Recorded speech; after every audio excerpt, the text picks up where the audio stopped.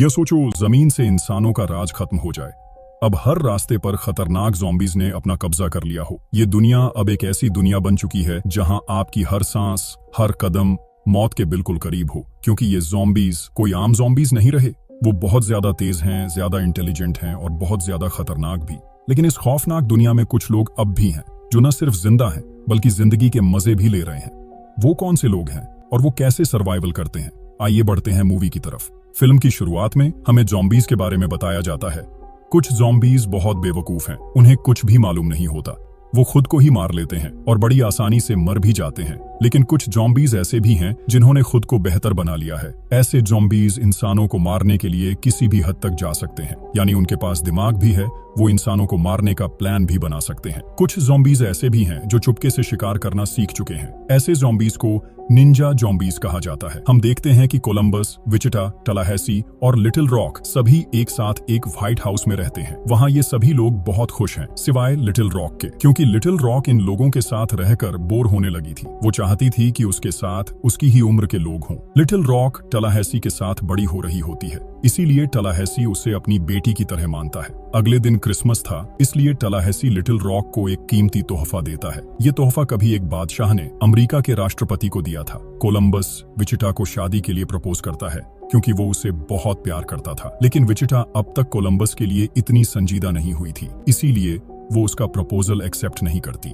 वह अभी शादी के लिए तैयार नहीं थी। अब वह वक्त भी आ जाता है जब विचिटा और लिटिल रॉक कोलंबस और टलहासी से तंग आ गई थी। दोनों ने कोलंबस और टलहासी को धोखा दिया और चुपके से वहां से चली गईं। जाते हुए विचिटा टलहासी की पसंदीदा गाड़ी साथ ले गई। इस गाड़ी का नाम बेस्ट था। विचिटा लिटिल रॉक से कहती है कि कोलंबस मेरे लिए हद से ज्यादा संजीदा हो रहा है और मैं इस तरह उसके साथ नहीं रह सकती, क्योंकि हमें भी थोड़ी आजादी चाहिए। तब एक लड़का जिसका नाम रॉकी है उनकी गाड़ी के सामने आता है। जब रॉकी इनसे लिफ्ट मांगता है तो दोनों फैसला करती हैं कि उसे लिफ्ट दे देनी चाहिए। रॉकी एक म्यूजिशियन था। लिटिल रॉक को रॉकी पहली नजर में ही पसंद आ जाता है। वह उसे फौरन अपने साथ ले जाती है। अब ऐसे ही कई महीने गुजर जाते हैं। एक दिन टलहासी और कोलंबस एक मॉल में जाते हैं। वहां उनकी मुलाकात एक लड़की से होती है जिसका नाम मैडिसन होता है। मैडिसन बताती है कि वह बहुत अरसे तक फ्रीजर में छिपी रही। उसने ये सब कुछ सिर्फ खुद को ज़ॉम्बीज़ से बचाने के लिए किया। कोलंबस और टलहासी हंसते हुए कहते हैं, तुम फ्रीजर बंद भी तो कर सकती थी।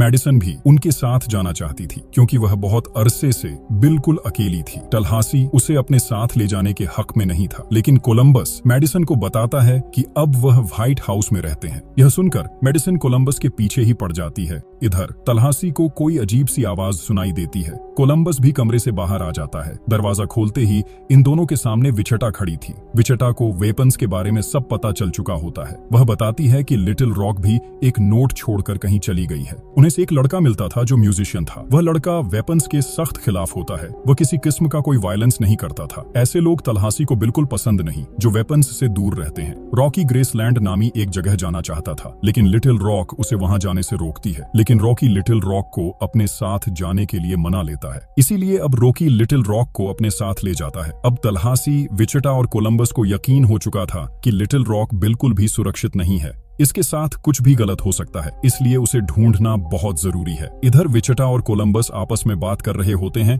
कि तभी यहाँ हर मेडिसिन भी आ जाती है, जो देखकर विचिटा को बहुत गुस्सा आ जाता है कि अभी तो उसे गए हुए कुछ महीने भी नहीं हुए थे और कोलंबस ने सकी और को अपनी गर्लफ्रेंड बना लिया। अगली सुबह वह सब लिटिल रॉक को ढूंढने के लिए निकलते हैं, लेकिन मेडिसिन भी उनके पीछे आ जाती है। रास्ते में मेडिसिन उन्हें एक खूबसूरत रिंग दिखाती है। दरअसल यह वही रिंग थी जो कोलंबस ने विचिटा को दी थी। यह देखकर विचिटा का गुस्सा और भी बढ़ जाता है। जिस गाड़ी में वह जा रहे थे वह एक आम सी गाड़ी थी और विचिटा को यह गाड़ी बिल्कुल भी पसंद नहीं थी। इसलिए वे हाईवे पर रुक जाते हैं और दूसरी गाड़ी तलाश करने लगते हैं। उनके सामने एक वैनिटी वैन खड़ी होती है जो देखने में बहुत खूबसूरत होती है। वे सब उस वैन को लेने के लिए आगे बढ़ते हैं। जैसे ही मेडिसिन वैनिटी वैन का दरवाजा खोलती है, वहां लगा अलार्म बजने लगता है। दरअसल यह अलार्म ज़ॉम्बीज़ ने ही वहां लगाया होता है। जल्द ही वहां कई ज़ॉम्बीज़ पहुंच जाते हैं, लेकिन तलासी, कोलंबस और विचिटा इन सभी ज़ॉम्बीज़ को बहुत बुरी तरह मारते हैं, क्योंकि इन लोगों ने एक टीम बनाई हुई थी। उन्होंने तय कर रखा था कि आने वाले ज़ॉम्बीज़ को नंबरों के हिसाब से मारेंगे। तीनों मिलकर जबरदस्त टीम वर्क दिखाते हैं इसी दौरान एक खतरनाक ज़ॉम्बी भी आ जाता है जो विचिता को मारने वाला होता है, लेकिन ऐन वक्त पर मेडिसिन ज़ॉम्बी की आंखों में स्प्रे मारकर उसे अंधा कर देती है। ज़ॉम्बी तकलीफ से चीखने लगता है और फिर विचिता उसे गन से मार देती है और बच जाती है। फिर एक और ज़ॉम्बी आता है जो मेडिसिन को मारने वाला होता है, लेकिन कोलंबस फौरन उसे गोली मारकर मेडिसिन की जान बचा लेता है। वहां एक और ज़ॉम्बी भी था जो डबल टैप करने के बाद भी नहीं मरता। ये ज़ॉम्बी न सिर्फ ज्यादा समझदार था बल्कि बहुत ताकतवर भी था। वह सीधा तलाशी की तरफ बढ़ रहा था। जब वह कई गोलियां लगने के बावजूद भी नहीं मरता तो तलाशी ने उसे अपने पैरों से कुचल दिया। कोलंबस ने इस खतरनाक ज़ॉम्बी को T8 सोर का नाम दिया क्योंकि यह ज़ॉम्बी जब एक बार अपने शिकार को देख लेता है तो फिर वह उसका पीछा करता है और फिर खत्म कर देता है। ऐसे ज़ॉम्बी अब हर तरफ घूम रहे थे जिससे ये लोग परेशान हो गए। उन्हें लगा कि लिटिल रॉक बिल्कुल भी सुरक्षित नहीं है। अब जब वह लोग वैनिटी वैन ले जाने ही वाले थे तो वह वैन वहीं फंस जाती है। मजबूरन उन्हें वही पुरानी गाड़ी दोबारा लेनी पड़ती है। तलाशी को वह गाड़ी बिल्कुल भी पसंद नहीं थी। अब गाड़ी में हम इन तीनों को आपस में बातें करते हुए देखते हैं। तभी मेडिसिन अचानक अजीब तरीके से डायरेक्ट करने लगती है। देखते ही देखते उसे उल्टी आना शुरू हो जाती है। इसलिए उन तीनों को लगता है कि शायद मेडिसिन ज़ॉम्बी बन गई है। इसीलिए वह फैसला करते हैं कि अब उसे मार देना चाहिए। कोलंबस गाड़ी से बाहर आ जाता है और मेडिसिन के सामने खड़ा हो जाता है। मेडिसिन की हालत बहुत ज्यादा खराब हो चुकी थी। अचानक गोली चलने की आवाज आती है। सबको लगता है कि शायद मेडिसिन को कोलंबस ने मार दिया है। अब इसके बाद ये लोग ग्रेसलैंड पहुंच जाते हैं, लेकिन वहां भी उन्हें कोई गाड़ी नजर नहीं आती, जबकि लिटिल रॉक बेस्ट गाड़ी के साथ भागी थी। इसलिए यहाँ या तो बेस्ट होनी चाहिए थी या लिटिल रॉक, मगर वहां न गाड़ी होती है न लिटिल रॉक, जिससे सब घबराते हैं। यह लोग इस जगह से आगे बढ़ते हैं और कुछ दूरी पर उन्हें एक चमकता हुआ होटल दिखता है।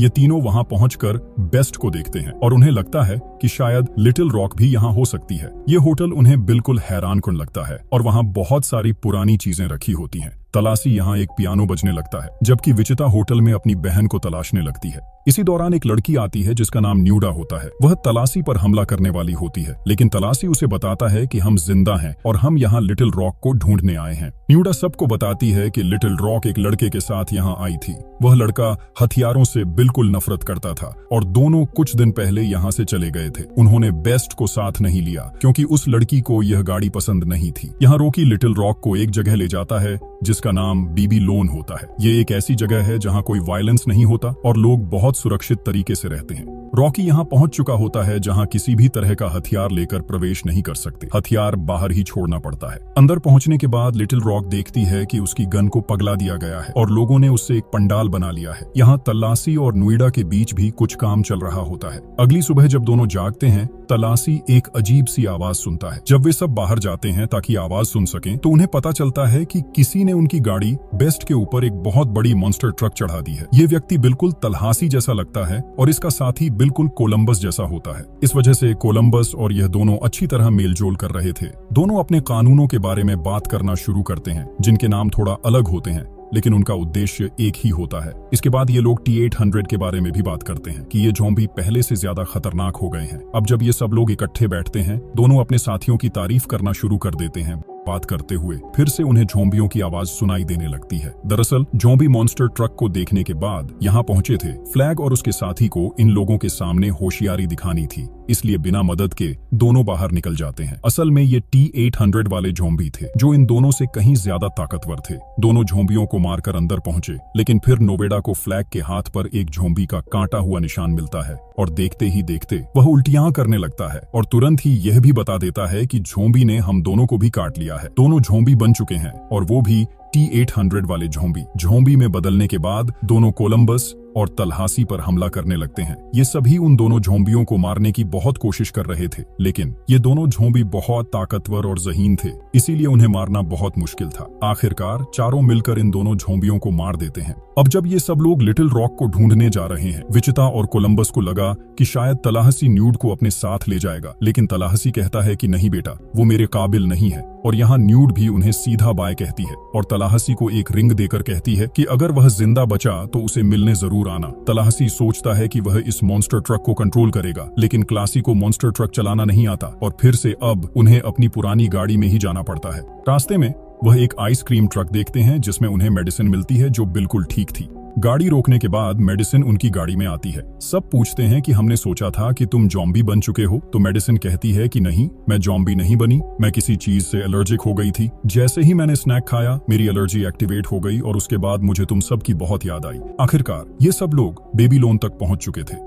अंदर जाने से पहले ही तलाहसी ने अपनी गाड़ी को उड़ा दिया था, क्योंकि वह इस गाड़ी में और नहीं बैठ सकता था। अंदर जाने से पहले इन सब लोगों के हथियार लिए गए। अगर ये लोग लिटिल रॉक से मिलना चाहते और अंदर जाना चाहते तो उन्हें अपने हथियार देने पड़ने थे। अंदर जाकर ये लोग लिटिल रॉक को मिलते हैं। सब लिटिल रॉक से मिलते हैं और बहुत खुश हो जाते हैं और उससे वादा लेते हैं कि अगली बार लिटिल रॉक इन्हें छोड़कर कहीं नहीं जाएगी, ये सब लोग एक साथ रहेंगे। लिटिल रॉक कहती है कि ये तुम्हारे रहने का जगह नहीं, यहाँ सब बहुत शांति से रहते हैं, किसी के पास कोई गन नहीं है, सब म्यूजिक सुनना पसंद करते हैं, यहाँ सभी लोग बहुत खुश हैं। जो देखकर तलाहसी ये समझ जाता है कि यह जगह लिटिल रॉक के लिए बिल्कुल ठीक है, क्योंकि लिटिल रॉक यहाँ बहुत खुश है। वह लोगों के साथ म्यूजिक सुन रही है और अब वह बड़ी हो गई है। इसीलिए जब सब लोग रात को एक साथ बैठते हैं, तलाहसी यहाँ ऐलान करता है कि वह इन लोगों को छोड़ने जा रहा है। वह एक बागी है जो अकेला ही घूमता रहता है। जब तलाहसी यहाँ से जाता है, वह दोबारा रास्ते में जॉम्बीज देखता है। सारे जॉम्बीज एक साथ मिलकर बेबीलोन की तरफ जा रहे थे। उस वक्त बेबीलोन में बहुत ज्यादा आतिशबाजी हो रही थी और सभी जॉम्बीज उनकी तरफ आकर्षित हो गए। अब ऐसी स्थिति में तलाहसी भाग नहीं सकता था, उसे दोबारा अपने लोगों के पास जाना पड़ा। वह दोबारा बेबीलोन वापस जाता है ताकि सबको बचा सके। वहां पहुंचकर तला सबको समझाता है कि तुम्हें ये सब कुछ तुरंत रोकना होगा। T-800 की सारी टीम यहाँ तुम लोगों को मारने के लिए आ रही है। अब ये सब मिलकर एक प्लान बनाते हैं कि कैसे वे जॉम्बीज को दूर रख सकते हैं। वे जॉम्बीज के लिए एक जाल तैयार करते हैं ताकि जब भी जॉम्बीज इस हिस्से के अंदर आए तो वह जलकर मर जाएं।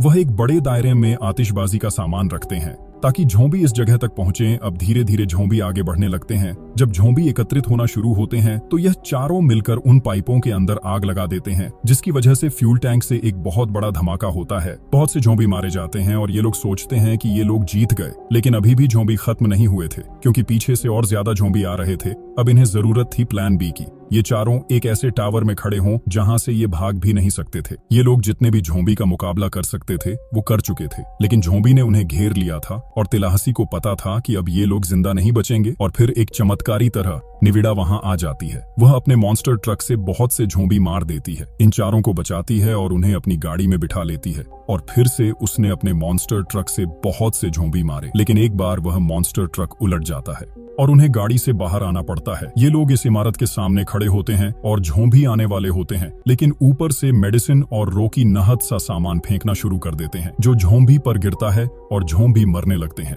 अब ये लोग इमारत चढ़ना शुरू करते हैं, लेकिन झोंबी भी उनके पीछे आते हैं और वो टावर के ऊपर पहुंच जाते हैं। अब इन लोगों का सिर्फ एक ही प्लान था कि सब लोग वहां खड़े होकर शील्ड थामे रहें ताकि ये झोंबी इधर उधर न भागे। और अब तलाहसी अपनी जान सबके लिए कुर्बान करने वाला था, क्योंकि वह भागता हुआ एक हुक से लटकने वाला था। जॉम्बीज अंधे लोगों की तरह आगे दौड़ते हुए इमारत से नीचे गिर जाएंगे। बहुत से जॉम्बीज इमारत से नीचे गिर जाते हैं तलाहसी को पकड़ने की कोशिश में, लेकिन आखिरकार 2 जॉम्बीज अभी भी जिंदा बच जाते हैं जो तलाहसी के पांव पकड़ लेते हैं। यहाँ तलाहसी की पकड़ भी ढीली होने वाली थी। फिर लिटिल रॉक अपनी गन निकालती है, वही गन जो तलाहसी ने तोहफे में उसे दी थी, और फिर वे जॉम्बीज मरकर नीचे गिर जाते हैं। तलाहसी को बचा लिया जाता है। यहाँ विजिटा भी कोलंबस के साथ रहने का फैसला करती है, यानी वह शादी के लिए तैयार हो जाती है। और यहाँ एक और नया जोड़ा सामने आता है, यानी नेवाड़ा और तलाहसी। और तीसरा जोड़ा यहाँ रोकी और मेडिसन का था। आखिर में एक जॉम्बी बचा था जो सीधा चलते हुए इमारत से नीचे गिर गया, जिसके बाद ये सब लोग अब यहाँ इकट्ठे जश्न मना रहे हैं। और इसी के साथ कहानी का एंड यहीं पर होता है। आपको ज़ॉम्बीलैंड की कहानी कैसी लगी कमेंट्स में जरूर बताना, और वीडियो को लाइक करके चैनल सब्सक्राइब करना बिल्कुल भी मत भूलना। Thanks for watching.